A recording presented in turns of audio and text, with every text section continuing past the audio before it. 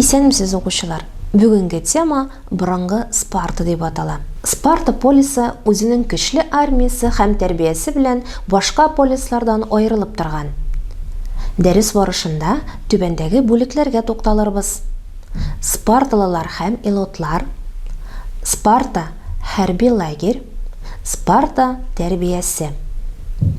Спарталыларның бабалары Балкан ярымутравының төньягыннан килеп, Көньяк Грециядә нигезләнгән грек кабиләләре булган. Еврот елгасы үзәнендәге Лакония өлкәсендә берничә күрше биләмә берләшә һәм Спарта дип атала башлый. Спарталылар акрынлап бөтен Лаконияны буйсындыралар.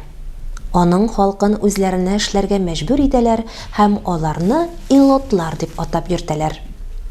Илот грекчә басып алынганнар дигәнне аңлата. Лакония янында уңдырышлы җирле Мессения өлкәсе урнашкан. Спарталылар рәхимсез сугыштан соң бу өлкәне дә басып алалар. Мессения кешеләре дә илотларга әйләнә. Спарталылар Лакония һәм Мессения җирләрен тигез итеп үзара бүләләр. Бу җирләрдә илотлар эшли. Үстерелгән иген, зәйтүн, яшелчә уңышының һәм башка азык-төлекнең зур гына өлешен алар спарталыларга бирәләр.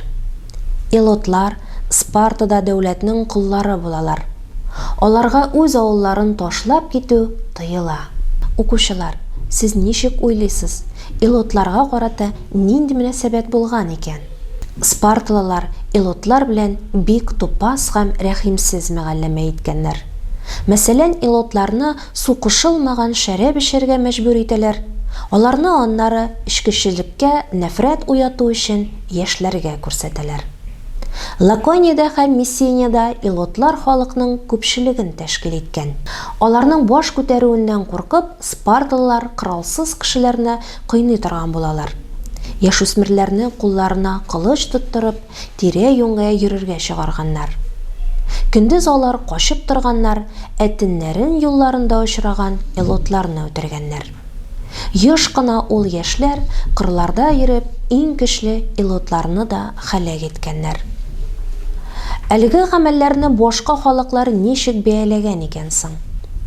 Грецияның башка халкы илотларны шулай җәберләүне кабахәтлек дип санаган һәм үз кешеләрен грекларны куллыкта тотучы спарталыларны гаепләгән.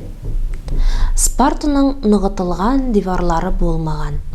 Халык шәһәрнең бердән-бер ышанычы сакчысы булып таш түгел, кыю ирләр тора дигән. Спарталыларның төп шөгыле хәрби эш була. Спарта пехотасы Грецияда иң яхшы гаскәр санала. Укучылар, спарталылар ни өчен сугышка кызыл төстәге кием кигәннәр икән? Беренчедән, кызыл төсне алар чын ир-егетләр төсе дип санаганнар. Икенчедән, тәҗрибәсе булмаган дошман солдатларында курку уяту өчен. Яраланган солдатларның аккан канын дошманнан шул кызыл төс яшереп калырга да тиеш булган. Спарта беркемгә дә үзе теләгәнчә яшәргә рөхсәт ителми торган хәрби лагерьне хәтерләткән. Спарталыларга сәүдә һәм һөнәрләр белән шөгыльләнү тыелган. Һәр төрле кул эшенә җирәнеп каралган. Спартага чит илләрдән килүче булмаган. Биредә бер нәрсә дә сатмаганнар, сокланырлык нәрсә дә булмаган. Шулай да шәһәрдә матур биналар төзелгән, таш сыннар ясалган. Спартада яшәүчеләрне башкаларның тормышына кызыкмасыннар дип чит илләргә чыгудан да тыйганнар. Идә ашау да тыелган. Спарта ирләре 15 кешелек төркемнәргә берләшеп, һаман да шул бер төрле ризык, сыек аш, яшелчә, бераз сыр, сирәк кенә ит һәм балык ашый торган булганнар. Бер вакыт Спартага җиңүдән соң атаклы гаскәр башлыгы кайта. Ул бу юлы хатыны белән бергә ашарга теләп, үзенә ризыкны иенә китерергә куша. Тик аның әлеге кушканын үтәүче табылмый. Алай гына да түгел, аны хәтта штрафка да тарталар. Бу кагыйдәләрнең үтәлешен шикләнмәгән хакимияткә ия булган аксакаллар шурасы күзәткән. Шурага яше 60-тан да ким булмаган иң лаеклы кешеләрне керткәннәр. Алар аның утырышында гомеренең соңгы көненәчә катнашканнар. Спарта ирләреннән генә торган халык җыелышы, аксакаллар сайлаудан тыш сугыш игълан итү, тынычлык урнаштыру буенча да хәл иткеч сүзне әйткән. Җыелышта чыгыш ясау хукукына аксакаллар гына ия булган. Калганнар әйе яки юк дигән тәкъдимнәрен генә кычкырып белдерә алганнар. Гаскәр белән ике башлык җитәкчелек иткән. Аларны патшалар дип атаганнар. Патшалар хакимияте буыннан буынга күчеп килгән. Ләкин зур булмаган. Патшалар аксакаллар шурасына кергәннәр һәм гадәттә аның ихтыярына бер сүзсез буйсынганнар. Безнең эрага кадәр 6 гасырда Спарта Грециянең иң кыдрәтле полисларының берсенә әверелгән. Греклар Спартада балалар ата-аналарыныкы түгел, дәүләтнеке дип исәпләгәннәр. Ата кеше үзенең яңа туган баласын аксакаллар янына китергән.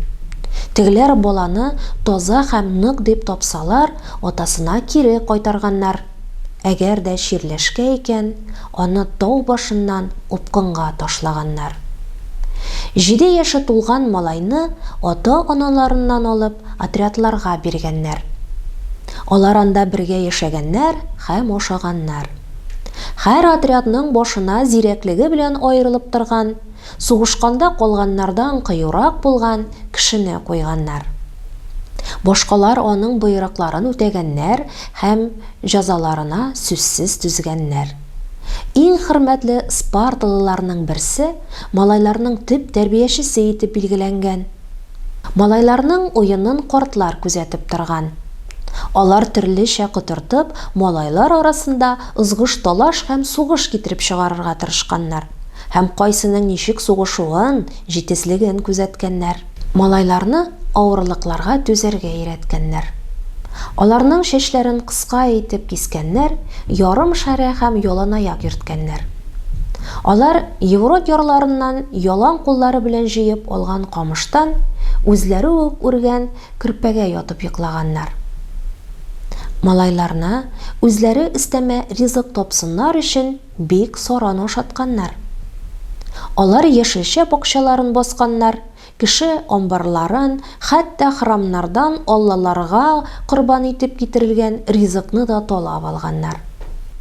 Ашый торган бөтен әйберне, икмәк, сыр, яшелчәне каравылчының борын астыннан урлап китә торган булганнар. Ләкин карак эләксә, аны чыбык белән кыйнаганнар. Яшь спарталыларны кыска итеп сөйләргә, тапкыр һәм төгәл җаваплар бирергә өйрәткәннәр. Андый сөйләм Лакония өлкәсенең исеме буенча Лаконияле сөйләм дип аталган. Афиналар спарталыларны томаналар дип атаганнар. Чөнки анда малайларны бик аз укытканнар.